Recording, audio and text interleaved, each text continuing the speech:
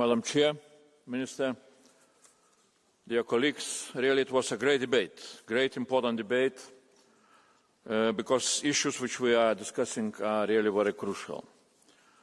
Quite many of speakers were repeating very well-known truths. We are not at war, but not at peace either. What we need to recognize that perhaps it will continue for years to come, with provocations, disruptions, and sabotage acts. So we are really under attack, and we need to be ready for that, to defend and to deter in a united response, as this discussion is called. What we need to do is clear.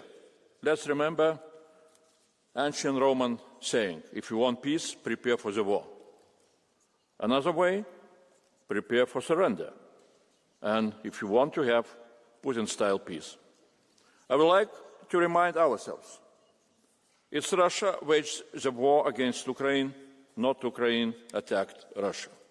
It's Russia started provocations against Poland, Baltic states, Copenhagen and other countries in Europe, not EU provokes Russia.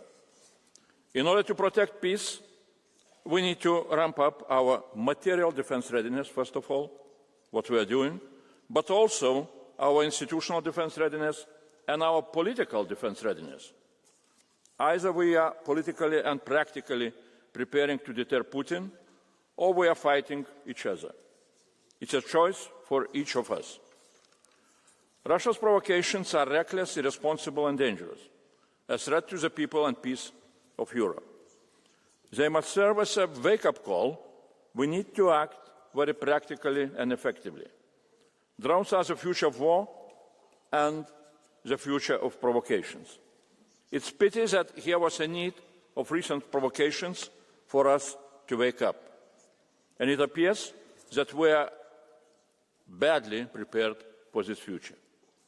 At the moment, our defenses are really not ready to detect drones and to see and to track them when they are crossing our borders.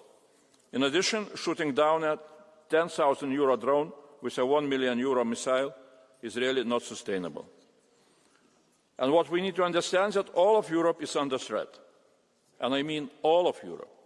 A Russian Bjerre 2 drone has a 2,500-kilometer range.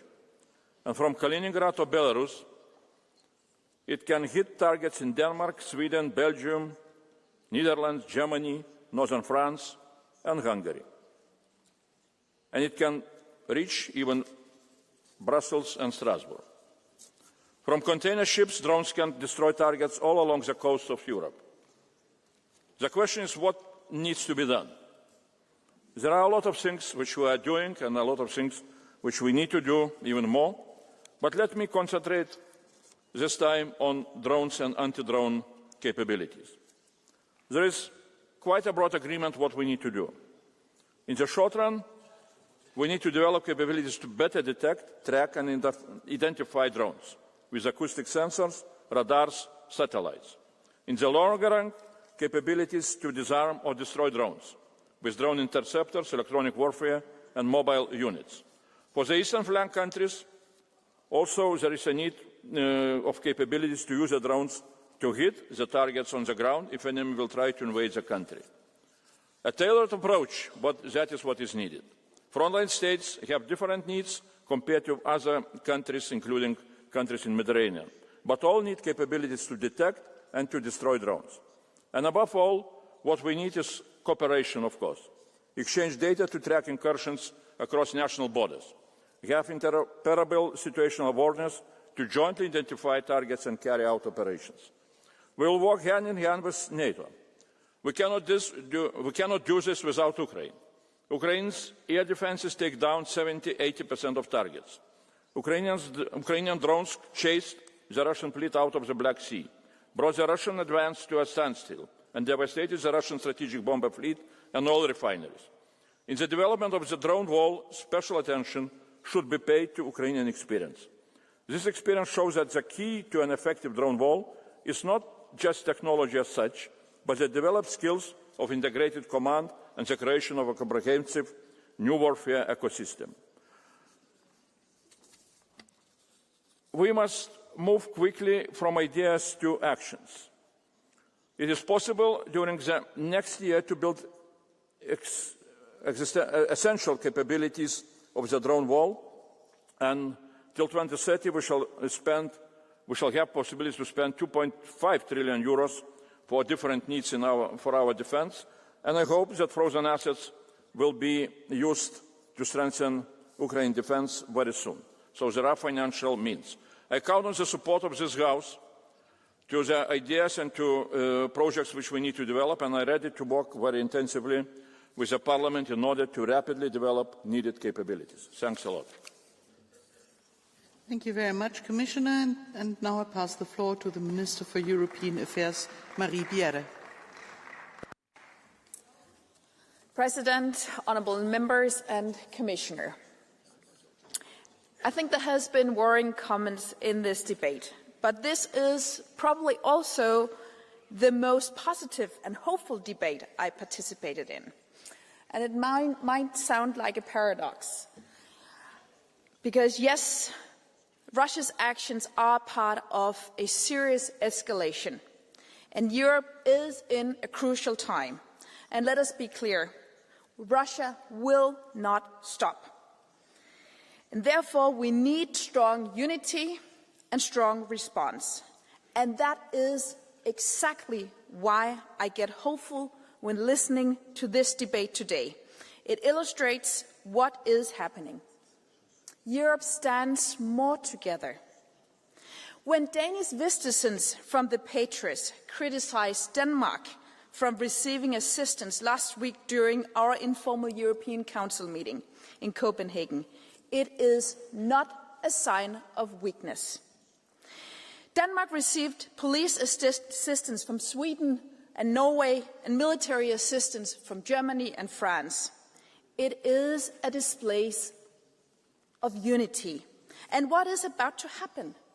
Europe stands more together. We need to show solidarity and action, as several of you said. That is what we do. And I agree with the comments from several of you, not all. But the debate shows broad political support for a stronger Europe and a stronger response. Mr. Halicki from EPP was advocating for a stronger defence industry in Europe.